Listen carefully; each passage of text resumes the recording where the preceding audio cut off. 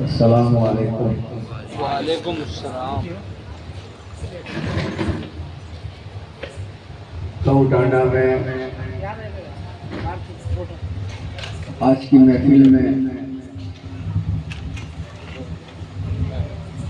میرے ساتھ بیٹھے ہوئے جبریا کے سجادہ نشین جناب رفیق بابا، تو ڈانڈا کے چاہنے والے ہمارے بھائیوں بہنوں بچوں بزرگوں دوستوں ساتھیوں،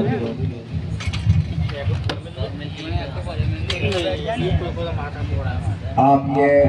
چشتیہ روحانی محفل میں بیٹھے ہیں ماشاءاللہ، اور آج ہمارے والد بزرگ جناب حضرت قیام الدین چشتی کو یاد کرتے ہوئے اور ہمارے بڑے چاچا جناب حضرت نظام الدین سرکار کو یاد کرتے ہوئے جب کوٹانڈا میں پہلی مرتبہ جب میں آیا اور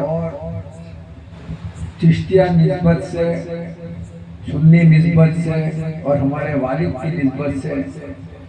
آپ لوگوں نے جو پیار جو محبت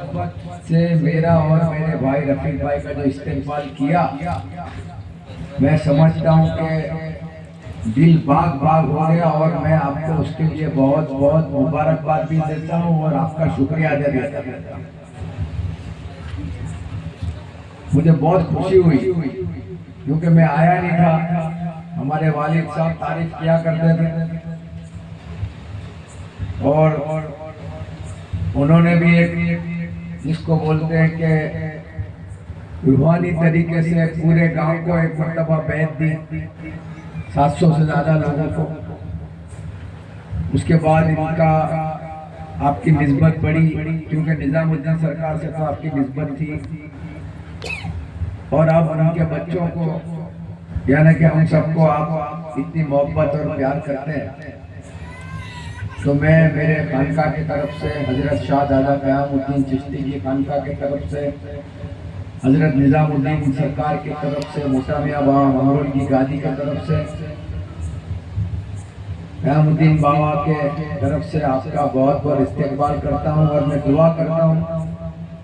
کہ آج آپ لوگوں نے جو روحانی نسبت کا حق ادا کیا اور ہمارے کو جو محبت دی، اللہ تعالیٰ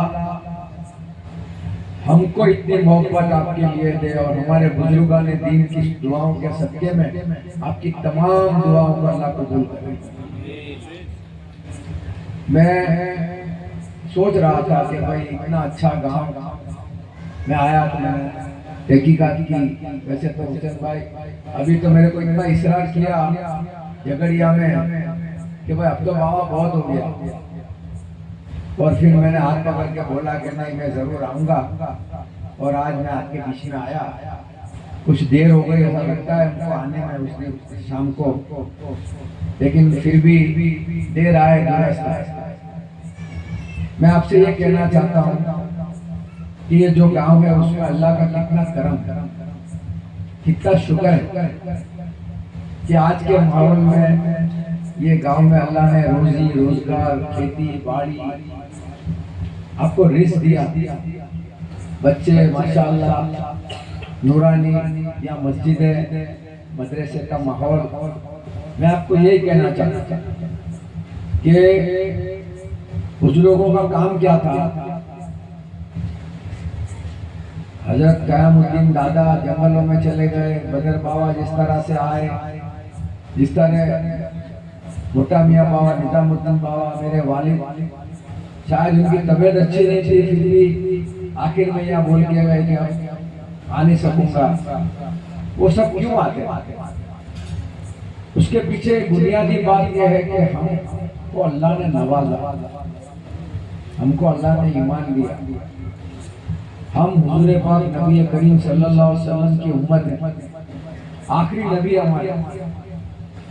ان کے پہلے بھی کئی نبی آئے۔ اللہ تعالیٰ نے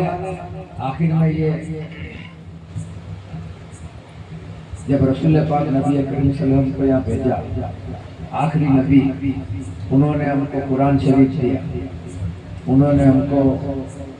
فرض سکھایا، ہم کو پورا مکمل ایمان بتایا، آپ کو کلام مجید دیا، آپ کو نمازیں دی، آپ کو فرض روزے دیے، آپ کو دنیا میں بتایا کہ اللہ تعالیٰ کی فرض کیا ہے، آپ کو قربانی، اگر صاحب مال ہو تو آپ کو حج، اور ایمان کی مضبوطی، ہر چیز پہ اللہ قادر ہے، اور جو بھی دیتا ہے اللہ دیتا ہے، اور وسیلہ ہے حضور پاک نبی کریم صلی اللہ علیہ وسلم کا۔ اور ولیوں کو جب حضور پاک نبی کریم صلی اللہ علیہ وسلم نے آپ میں جب